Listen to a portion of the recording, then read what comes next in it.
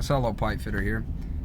I'm just on a maintenance on a Lochinvar fin boiler, and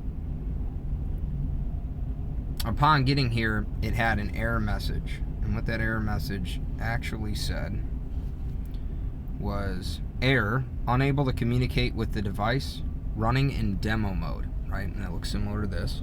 Okay, that's the error that you'd see on the screen.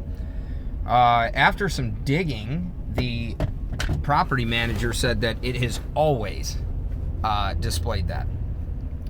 So reading through some literature, stuff like that, there is a gray cable that goes from your fancy touchscreen panel back to your main control board.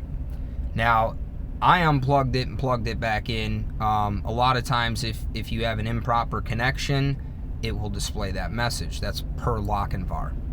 On the other side of it, if that's not it, typically they recommend replacing the display. But I noticed they had a data link cable, USB to like a multi-point terminal with all the pins and everything, kind of locks in more for like hooking up a computer or a module to go through it.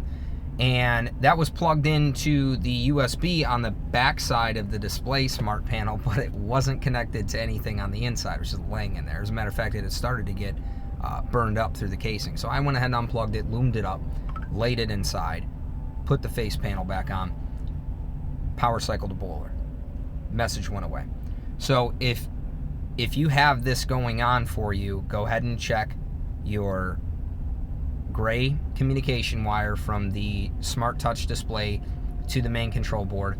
If that does not eliminate it, then make sure you don't have the same data cable plugged into the top left USB, because the right was an antenna.